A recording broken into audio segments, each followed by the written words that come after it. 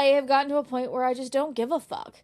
I literally recorded a video this morning for TikTok where I'm laying in between my two cats singing about taking a bath with my toaster. Hi, hello, and welcome back to my podcast where I talk about rediscovering life in your 30s, life as a cat mom, and everything in between in this chaotic and fucked up world right now. You know it, you love it. Welcome back to Chaos and Fuckery. And today we're gonna take a little bit of a trip down memory lane, if you will. I don't know that memory lane's the right, because it's more like trauma lane. I want to talk a lot about being weird, being not normal, not conforming to social norms, not really. I want to talk about being weird and embracing it and healing yourself so hard that the weird comes back. I've seen a lot of that on social media lately where people are talking about, like, I trauma healed so hard that I'm weird again. And I feel that a lot, actually. I, as a kid, I have long since joked that I am an artist stuck in an engineer's body. I was always told that my arts, that my artistic side, whether it be my sewing, my dance, my acting, I did a lot.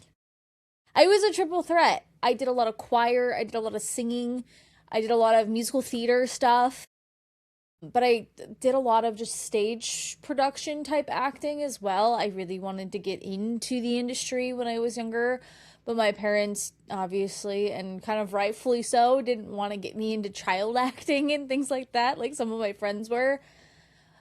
They always wanted me to go the safe route, and I think that's mostly because they did, but also because they didn't want to watch me struggle, and nor did they really want to help me struggle. While my parents liked to claim that, I always have a place to come back home in, their world. I don't know that had I chosen to do something that they didn't approve of, I would have had that arm. I think it would have been a very different story if I was a struggling artist and needed to move back in, or, actually wanted to stay with my mom. There was a lot of I didn't want to stay with my mom. I moved as soon as humanly possible out of my mom's house for a lot of reasons. But growing up, and I hate the fact that everything always comes back to this, but growing up in a mostly Mormon family, right? Like I've said in the past, my parents weren't still in the church, but they both grew up in it.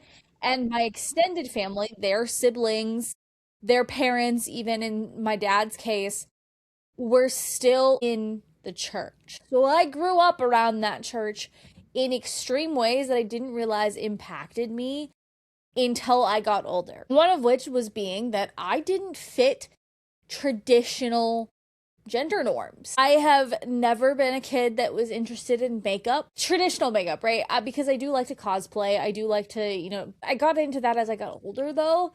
And it wasn't about wearing makeup per se. It was about creating a character, being able to mimic that character or creating my own character, whatever it was about the acting aspect and putting on that costume than it was, the creative aspect of wearing makeup. I didn't like regular everyday makeup. I wasn't a girly girl. I hated skirts and dresses, and I now, as an adult, refuse to wear them. I don't wear them. I don't own them. I kept a couple of my dresses that were customs that I had made when I was younger for things like prom, but that's more of just a keep them as a memento than keep them to wear them again. I have no intention of wearing them again. I didn't fit gender norms in that sense. I don't fit gender norms now in the sense that I am the breadwinner. I am the name on my property. I don't fit the norm. I wear backwards. The only reason this isn't backwards right now on my head is because I have a pillow that like flips it off on my chair every time I try to record with a backwards baseball cap on if I'm like getting cozy in my chair. I had all of those things in my teen years and my early 20s stamped out of me. The people around me would do everything and anything they could to get rid of my weird. They didn't like the fact that I liked, traditionally childish things. I put air quotes around it because I love Toothless. I love animated content. I love, Disney. Like, I felt as like in my teen years, it was frowned upon or like childish to like Disney content. And that I had to grow up faster than I should have. And it felt wrong of me to enjoy things like Pokemon, things like the Minions, even in my like early 20s. To be that kid was something that I constantly was told I wasn't allowed to be anymore. I wasn't allowed to be, an artist. I wasn't allowed to be someone who enjoyed my art, like my tattoos and my nose ring and alt. That was another thing. Is in my teen years, I was very alternate. Like I enjoyed the alternative culture. Culture is that the right word?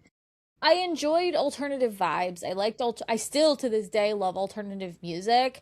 I just struggle with alternative wear because A, I don't like makeup, and B, I live in Florida, so wearing pants all the time was just disgusting. And also, I was told in the years that I would have experimented in finding my style that I wasn't allowed to wear the things that I wanted to wear, like ripped jeans and chains and studded belts and things like that were popular when I was, in my teen years. But now I'm in my 30s and I'm starting to enter my I don't give a fuck era. I have blocked a lot of people of my family. I have got no contact with even more of them, where they're not entirely blocked, but they're definitely not people I communicate with regularly, if at all. And I am starting to lean more into me and healing that little me that didn't get to do the things that she wanted to do. I have gotten to a point where I just don't give a fuck. I literally recorded a video this morning for TikTok where I'm laying in between my two cats singing about taking a bath with my toaster. Like, I don't care. I've used a lot of musical theater songs on TikTok because I'm a musical theater nerd. And this was kind of the start of my rediscovering me, rediscovering what I like to do. When the How to Train Your Dragon live action came out, I got a toothless onesie as a 29-year-old, almost 30-year-old at the time. And I went to the movie theater alone to watch How to Train Your Dragon in a toothless onesie. Why? Because it's fun. It's fun to be silly. And I hate internet culture so much that when they see a gamer who is just excited that they hit a goal in their speed run, and like there's one in particular in my head that has really large reactions, and when he clipped some of his content, and I'm sure this is why he stayed away from YouTube and he's mostly a Twitch streamer now, or just in general, he's always just been a streamer rather than a long form content YouTuber, is because every time he put out content on YouTube that I could see, the comment sections were flooded with people saying, this is like a 30-something-year-old, by the way, because he was playing a Mario game and enjoying his fucking time. Age does not matter to enjoyment. If I get excited over a new Pokemon game, yeah, fuck you. I'm gonna get excited. I used to get death looks. My husband and I, this is a story exactly from my own family. My husband and I were out for a family holiday, and I have the age gap. I think I've talked about this before, but the age gap between me and my youngest cousin is 12 years, quite literally. And my husband and I don't have kids, so we don't, we're responsible adults, but we're also not with our money in a lot of cases. And so I brought my Switch, and the kids had Switches and things like that. And we were swapping games around, playing Mario Party, playing Monopoly. But we were down in the basement, the two grown adults, because I don't know, maybe we were 23, 24 at the time. Like, either way, the two 20-somethings who also had alcohol in their red Solo cups were down in the basement with all the teenagers playing video games. Because the adult conversations were boring as fuck and annoying. Who wants to be up there with a bunch of groany, complainy bullshitters that just want to pawn their kids off on us as the adults that don't have kids while they go do other shit? No one. And the looks of disgust I would get for just talking about fun things, or like the giggles in the background from these high school girls who think that they're hot shit when they're grown ass women. For me, enjoying video games, for me, enjoying cosplay, for me, enjoying theme parks. For me, one of my passions, as you can see in, I have what, 3 or 4 videos on this event now, is Halloween Horror Nights. You get me on that topic, I could go deep into the lore, just like I can with Kingdom Hearts. But because I'm in my 50s, I'm not supposed to like those things anymore. I'm supposed to turn off this $3,000 PC and just stop video gaming from now until eternity. Because I'm in my 30s, because it's a magic. And honestly, as I've gotten older, I've leaned more into these things. And I love that for me. I love the fact that I no longer am afraid to go out in public looking a little bit more masculine. I'll wear a men's button up out in public. I have. I have taken one of my husband's button ups and styled it in such a way, because he's a lot smaller than I am. But he likes his stuff bigger, and I have styled it in such a way that it works. I have a lot of men's button ups that I fit to me that don't fit like women's button ups do, because the like bunchy button ups are uncomfortable. So when I have to wear business casual attire, which is rare, I will do stuff like that. And like one of my favorite little silly things is I have bat wings on my chunky combat heeled boots that I wear to work, that I wear to, the theater, because it's fun, it's silly, it's a little piece of personality in business attire that is just boring and droning on and on. I told my cousin that when she comes down here with her 6-year-old, who I bought a light up dragon suit for, that she loves, that I am going to run around the theme park with the 6-year-old as dragons. And then maybe we can go meet a dragon together as the dragons. I am willing to do those silly things with the kids, not only because it's fun for me, but because sometimes their parents can't be that silly person, right? The parents have to be the serious ones every now and again. But I don't have kids. I can be silly. I can run around the theme park hunting for all these different things and buy them fun stuff. And that kind of stuff is what's healing little me. Being told I couldn't experiment with my makeup, and I'm sure in the next episode you'll probably see, if I do some short form recording between this and the next episode, I want to do some fun makeup because there's a couple that involve my alt personality, if you will. And I love that. For me, I love that show off different versions of me. I am clearly, with this Jack Skellington behind me, the stereotypical goth girl who was a Slytherin and obsessed with Nightmare Before Christmas. Yes, I know that's not literally what all goth girls love, but I happen to actually really enjoy it. And that's probably because it was a small, tiny bit of what was associated with emos and alt and goth and things like that that I wanted to be a part of as a kid, that I was allowed to have. So I cling to NBC because it was just on that line that no one was gonna tell me I couldn't have it as a kid. And no one was going to judge me and call me weird. And I don't know.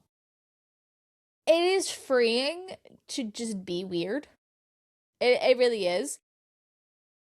It is freeing to, have my nose ring in my 30s still when I got it when I was 14 years old. And no one really even noticed it's there anymore. It's lovely to have tattoos.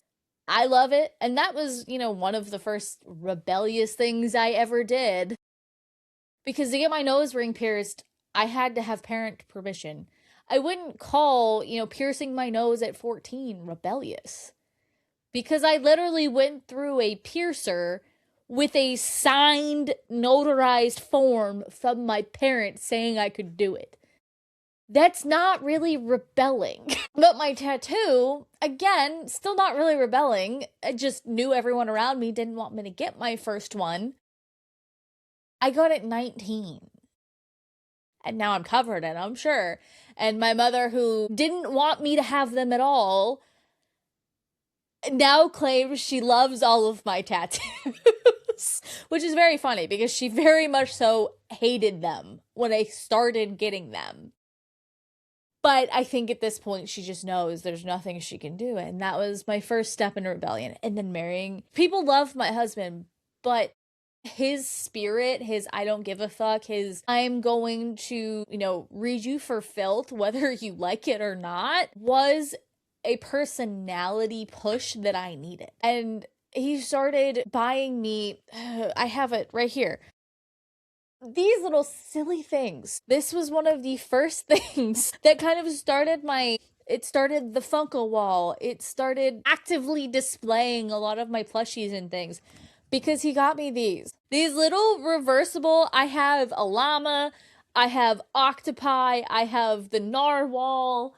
I have several of them all around. And it started with my husband because he didn't push it all down. He let me be me and participated in getting them for me. Every time he would gift me, half of these guys behind me are from him. A lot of this stuff behind me in the corner is from him. You can't see it in this view, but I have a wall of 2 foot tall, 4 foot maybe, I don't know. They're arguably life-size plush Pokemon. Those are all from him. He lets me be me and doesn't judge me for, it being childish or and he really encouraged it. And that brought out a lot of healing because I got to be me. Sure, if he comes home and I'm in clown makeup because I put on some funny cosplay, he's gonna make fun of it. Because who doesn't make fun of, someone coming into your own home, especially when your wife doesn't typically wear makeup at all and she's just full lashes and painted half white, because if I'm doing it in costume, I'm not gonna put the full body makeup on because I'm just recording, or I'm half out of cosplay. He's come home to so many crazy things. I think I was literally cherry tomato red because I did Moxie and Millie recordings one day, and he was just like, yeah, okay, don't stain the house. Or tell me where not to touch before you clean all this red paint from everywhere, right? It didn't feel malicious when he would joke about my cosplays, whereas with some of my family, when I first started getting back into it, it definitely felt, oh my god, that's so childish and silly, and why, and crazy and weird, why are you so weird kind of vibes. But it is freeing to be in this I don't give a fuck era, because I have 3 cats, no kids. I cosplay regularly. I make my own cosplays at that. I put on crazy makeup for events. I wear black lipstick. I have beanies and backwards baseball caps galore. It is just who I am and who I be, right? I don't play the performative game anymore, and I have healed little me in so many ways because of that. I'm not afraid to go do things alone. I'm really not. I will go to a movie theater alone. I will go to the theme parks alone.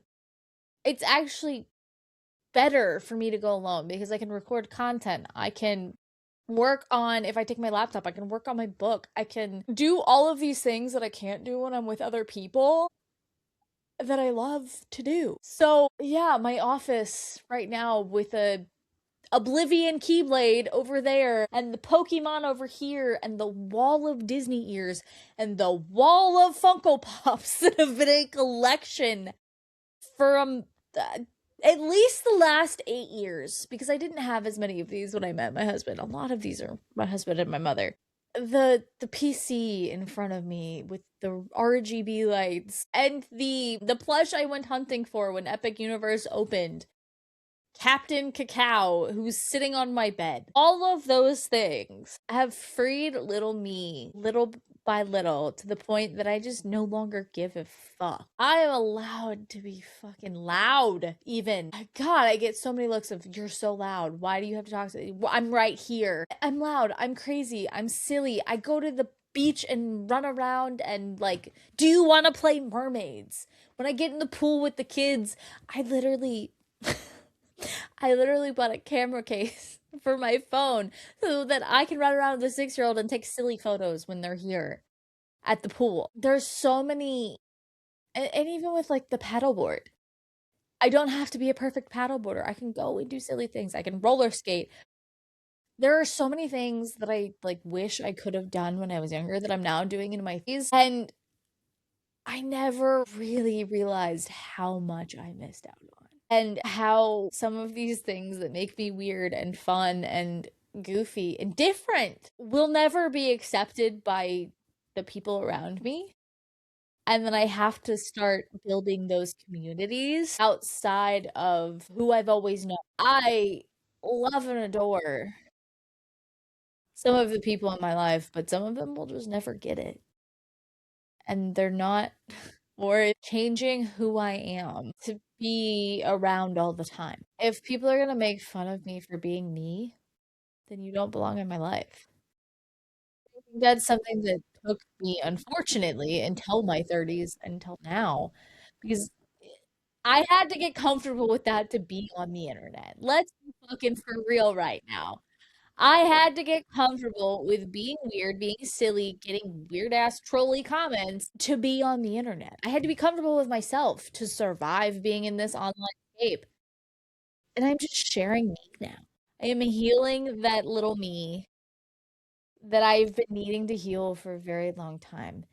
Hours upon hours of therapy would have meant nothing if I didn't realize that some of these funny things, like being goth, being alternative, goth and alternative are different things, I know, but like being in that culture, the being weird, being different, not fitting in is okay. And I am healed to the point that I'm okay being alone.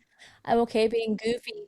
I'm okay, wearing onesies in public and wearing outfits that might give me some looks. But you know what? And admitting these things. I think for a long time, I was always okay with doing those things, but I never admitted publicly that I did those things. But now I just like full on display. Here's my cosplay work. I'm gonna go to conventions. Here's my, theme park. I'm gonna run around in very silly outfits. Because one of the things I want to do after this weight loss transformation that I'm on right now is I want to do a photo shoot in Darkmoor in full goth gear. And I want to go dark. I want to go dark, which I'm getting darker. Like, if I took out my blonde, I definitely would, but I wouldn't be dark enough for me. I want to go dark. I want to do full goth in the parks as a relaunch. I want to do two different things because I don't think there's one photographer that I want to work with that does horror night shoots that I don't think she does epic shoots. And then there's another photographer that does epic shoots, so I want to do Darkmoor and horror nights. But then I also want to do like an actual like fitness relaunch, and that's okay.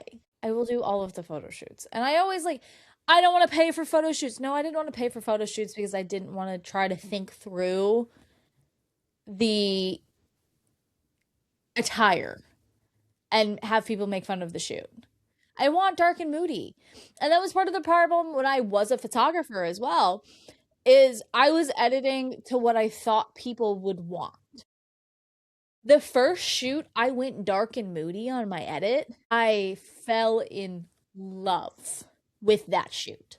And obviously time and place, right? Dark and moody on my mom's wedding in Jamaica wouldn't have made sense. But I think if I were to go back into photography, I would do dark and moody. It's fun to edit that way.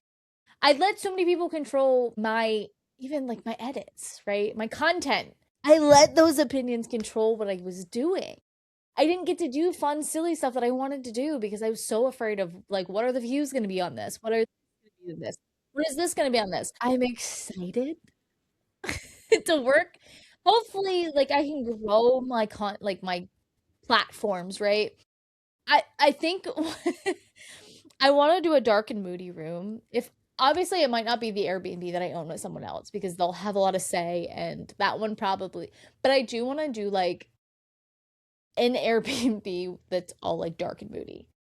Maybe I turn this house into an all dark and moody as like my content space in the future before I'm ready to sell it or something. I don't know. But I do like this gray that I have behind me needs to go. It needs to go. Because even like I love my neons. Don't get me wrong. I love my neons, but I want to do like neon and dark and moody, if that makes sense. I don't know. Those two things work together in my head. But either way, maybe make my gym the neons and my office space the, I don't know. That's not relevant to this topic. I want to do a shoot that brings out me. And that's Darkmoor. That's Horror Nights. That's, and maybe, maybe my husband will come join me. I don't know. Maybe he will, maybe he won't. I don't, it's not about him. It's not about him. It's about me and relaunching me at that point. Obviously, I'm going to like create content between now and then, but the idea is to be at my healthiest, at my fittest, at my happiest, if you will, my best financial situation, hopefully by then as well, so that I can pay these photographers and, hopefully work with other ones in the future, be one myself again to relaunch Chaos Fitness. I want to relaunch Chaos in a way that makes sense to me and not cluttered by what I've been told by branding coaches, what I've been told by, other fitness coaches and other business coaches and things like that. I want to relaunch my way.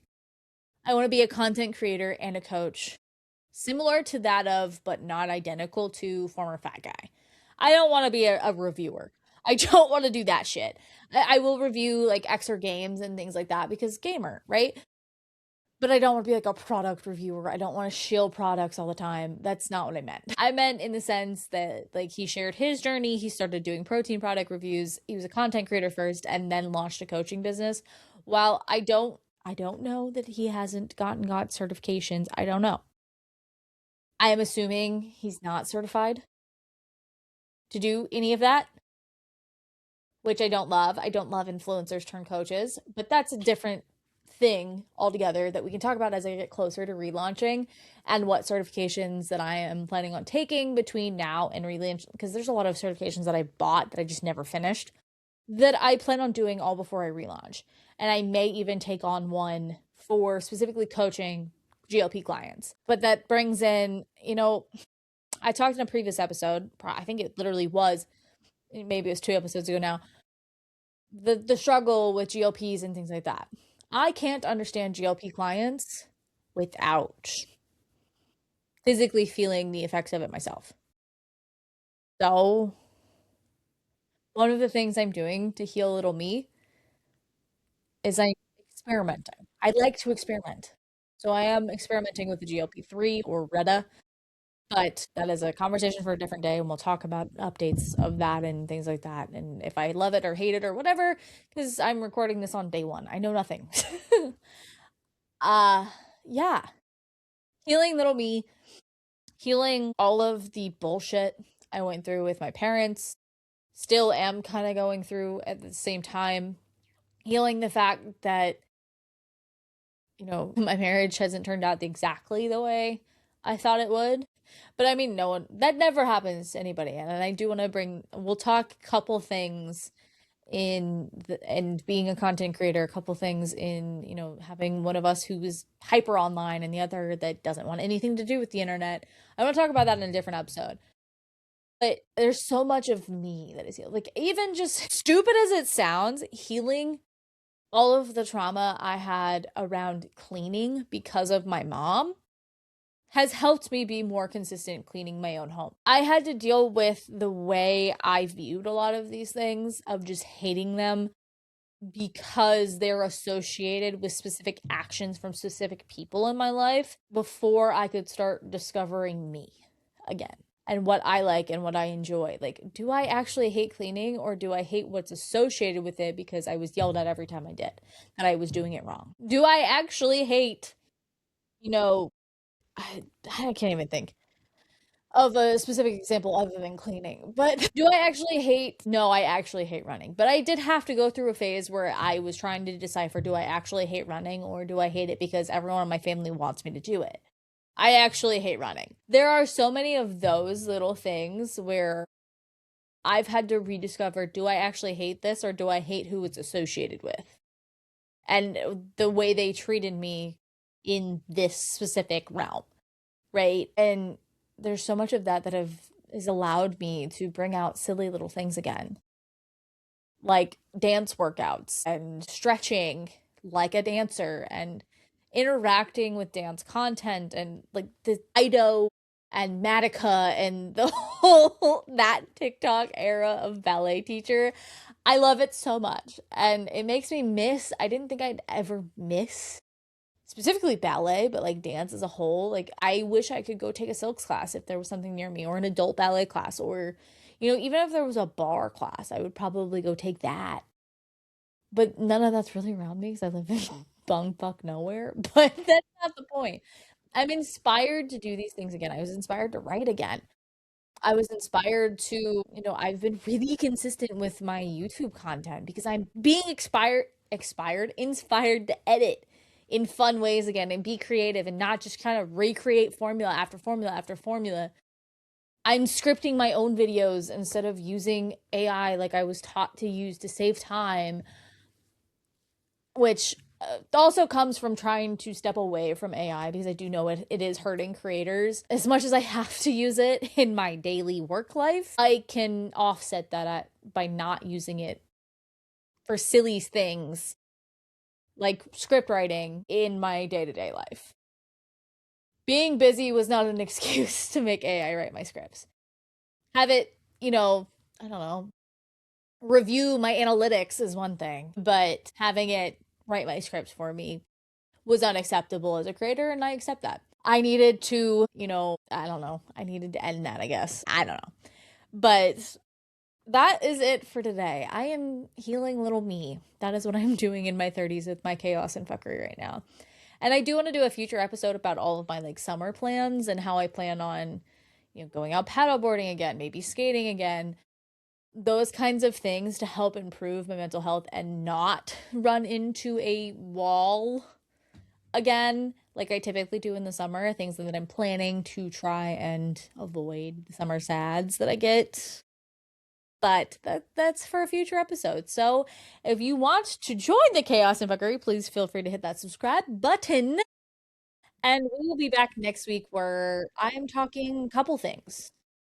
We're definitely be talking couple things because there's been, without, airing any dirty laundry, there's been a lot over the last 8 years because I just hit 8 years with my husband that I never would have thought, married, bright eyed, and bushy tailed at 22, where we would be 8 years later. So obviously, I'm not going to air anything or like discuss things he wouldn't want me to discuss, but I do want to talk.